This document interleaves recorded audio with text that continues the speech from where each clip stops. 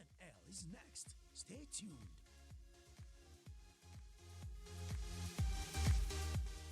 Is brought to you by MTN. Everywhere you go.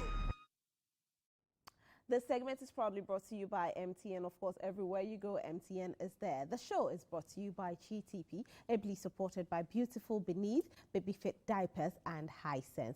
Now, let's talk about how to work and make a success out of whatever you do. I mean, what's the essence of waking up, going to work, and you don't get any results?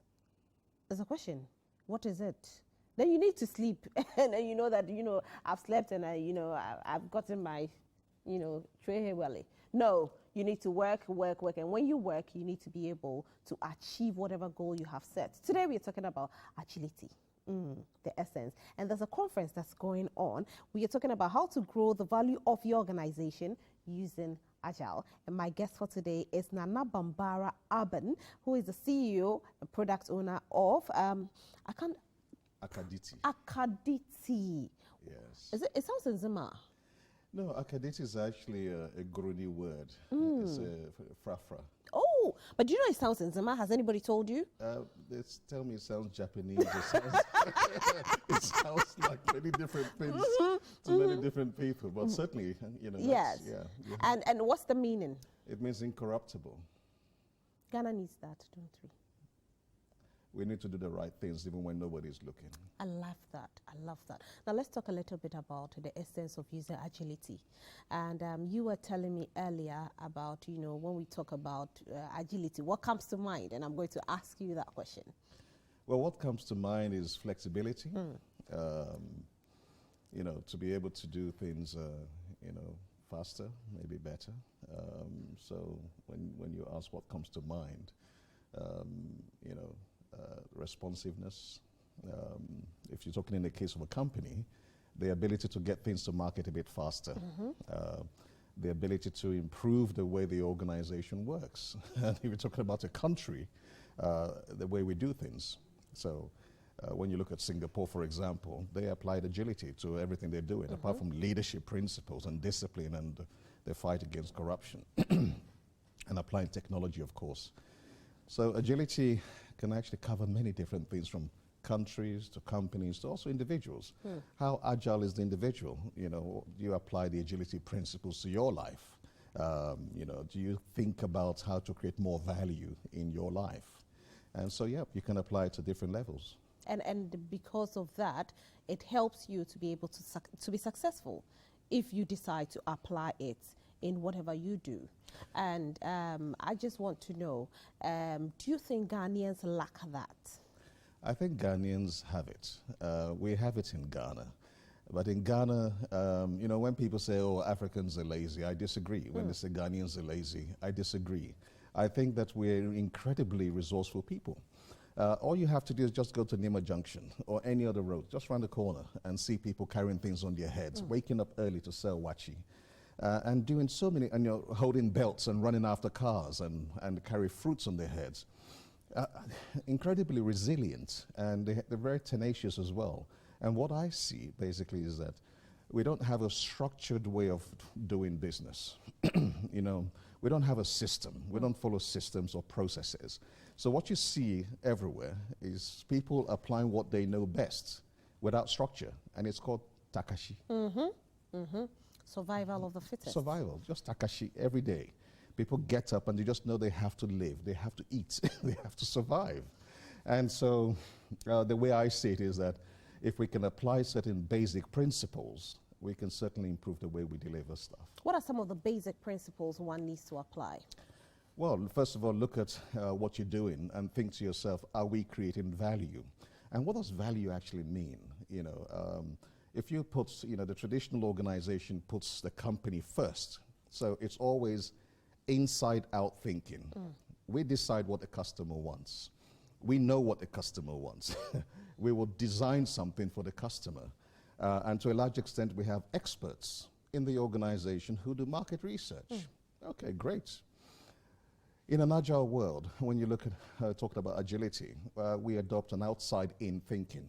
So if you want to innovate, you want to thrive and survive, you have to adopt outside-in thinking, meaning that everything you do from a position of value should put the customer first. What does the customer want? And so from that perspective of putting customer first or in the middle, traditionally it was the company in the middle. Now the customer is in the middle and the company basically works around the customer. Right. So the idea of the customer being king or the boss is something that is quite pivotal to what we do when we work in an agile way. Right. And there's a conference coming up. Let's talk a bit about it. Yes, we've been doing this conference from 2015 and we've had many great speakers on the platform. The conference is happening at Alisa Hotel. It's from the 23rd to the 25th of October, this month. And the whole idea of the conference, the theme is grow the value of your organization using Agile. And so growing the value of your organization means how can you look at your structures, Right. your processes, your systems, your technology, the way you engage customers, the customer experience, the employee experience. How can you look at your strategies? And perhaps you need to optimize the way you operate. Maybe you need to flip the organization upside down to basically think about the customer perspective on everything you do. How can we actually create an organizations where employees are energized, they wake up and they're excited to come to work. You know, they work in small teams and they're able to deliver value very quickly to an end user or a customer.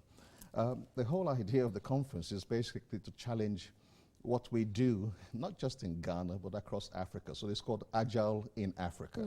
And that's what we've been doing for the last 5 years in Ghana. Right. And where are you having the conference? Alisa Hotel. Alisa Hotel. Yeah. And the time is? It's from, it starts at, the doors open at 8 in the morning and it goes on till 5 p.m. So how can one register if they want to be a part of this conference? They can go to the website, which is agileinaafrica.com.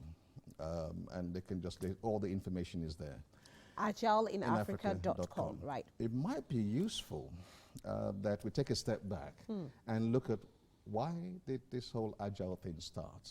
You know, what has actually necessitated this whole Agile revolution thing, in the private sector? And if you go back to like 2018 and look at, you know, companies in terms of market capitalization, the 5 biggest companies, Amazon, Facebook, Microsoft, Google, and Apple. And when you look at all of them, you know, what's brought about all of these big, massive changes in IT, in technology. And, you know, in Africa, sometimes we look at these companies like what I just mentioned, and we look at Airbnb, and we look at Uber, and all of these great companies. And we say, wow, and companies around the world. And what we don't look at or even ask is, how did they do it? Right. How do they do it? What is the leadership style? What is the thinking? How can startups in Africa, how can the banking sector, the governor is trying to reform the banking sector, industry is changing. We have oil and gas, we have the mining, we have agric. How can we take all of that good stuff, the leadership principles, the management style, the way people work on the shop floor, how can we apply that, you know, to what we do in Ghana? We look at Rwanda and we think, oh, His Excellency Paul Kagame is incredible. He's doing some great stuff. But we don't ask how. And the fascinating thing is that when you look at the world from the industrial age, from the 1700s to the 1900s, so you had steam engines, you had electricity, then you had computers. Well, guess what? The management style and the leadership style that we used 100 years ago and more is what we're still using today in many organizations. In fact, many of our business schools are still teaching the same thing. I went to the Executive Business School in Ghana, the University of Ghana, and we were learning the same thing that people were studying 100 years ago. Before the internet, before the mobile, before computers, and before software, the world was a different place. Exactly. You know, Yeah. when we didn't have mobile phones, we used to tell our friends before we left school, boarding school, hey, we're meeting at bus stop, on Saturday at 3 p.m. If you miss your slot, That's it for you. You walk to airport, you walk to Osu looking for your friends. There was no mobile phone. Since the creation or the invention of the mobile, of the internet with software, with all of this new technology. I wish we had all day to talk about this particular topic, and so I'll invite you again for us to discuss this. Sounds awesome. Yes, you should be here again. But I just want to know, is the customer always right? The customer may not always be right, but if we engage with the customer and we continuously engage with the customer, we can try as much as possible to understand. And what happens is that if the customer is not right, guess what? We'll try something. We give it to the customer, we experiment until we get it right. Right. Thank you so much. Thank you. My guest has been Nana Bambara Aben, who is the CEO and product owner of Akaditi and, Limited Agile in Africa Conference. That's what's coming up. And the theme for this year is grow the value of your organization using Agile. Be a part of this great conference. It's been a pleasure speaking with you. It's been a pleasure that I've had you here. Thank you so much I for will being be back. Here. Thank you. Thank you. We'll be right back. Thank you.